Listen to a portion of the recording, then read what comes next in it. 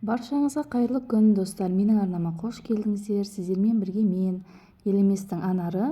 Достар, бүгін мен сіздерге өте оңай жолмен жасалатын етті бәліштің рецептісімен бөлісетін боламын.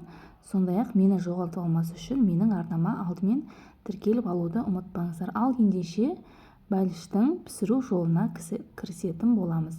Ең алдымен құрғақ ыдысымызға қаймағымызды және де ертілген сармайымызды, пайызы маңызды емес, кейін 2 жұмыртқамызды, тұзымызды саламыз. Сондай-ақ ұн қопсытқышты салып, алдымен осылай венчикпен жақсылап біркелкі масса болғанша араластырып аламыз. Кейін ұнымызды алдымен осылай електен өткізіп алғанымыз жақсы. Негізі ұндың барлығын бірден салып жібермеңіздер. Себебі әр ұнның тығыздығы әртүрлі болғандықтан. Осылайша жұмсақ қамырымызды илеп, оны целлофанға немесе пакетке салып, начинкамыз дайын болғанша тоңазытқышқа жарты сағатқа салып қоямыз. Енді кезекте менде фаршымызды, үстіне картопымызды, жуамызды және асқабағымызды салып, тұзын, бұрышын дәміне қарай өз қалауыңызша приправа қосамыз десеңіздер, дәмдеуіштер қоссаңыздар болады, бірақ мен қосқан жоқпын. Осылай жақсылап араластырамыз. Кейін қамырымызды жайып аламыз.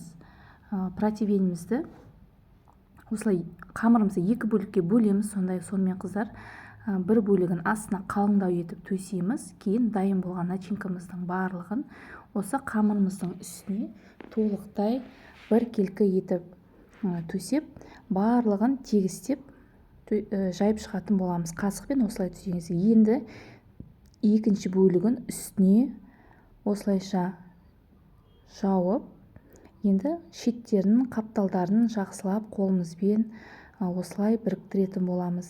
Біріктіргенде мұқият болыңыздар, пісу кезінде ашылып кетпесін. Осылай тағы да мен 2 айналдырып осылай бекітіп шықтым барлығын. Осыдан кейін қамырымыздың бетіне өз қалауыңызша әсемдесеңіздер болады.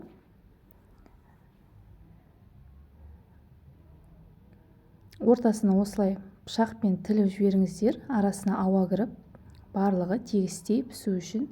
Енді мен бір жұмыртқаның сарысын алып бетіне жағып жібердім. Енді ол өз қалауыңызша. Жұмыртқа жақсаңыздар, беті жылтырап, қызарып, әдемі болып піседі.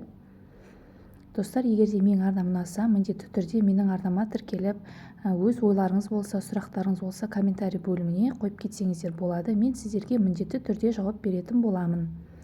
Сондай-ақ өз қалауыңызша кунжутпен, макпен әсемдеп, қызып тұрған 180 градус пеште шамамен 25-30 минутта пісіріп аласыздар. Міне менің етті бәлішім дайын болды. Бірден піскен бойдан сіздерге көрсетейін деп тұрмын. Дәмі енді сөз жоқ, өте керемет болып шыққан. Менің отбасыма, балаларыма, тіпті қонақтарыңыз аяқ астынан асығыс кезде келетін болса да, осы бәлішті дайындап берсеңіздер болады. Тез дайын болады.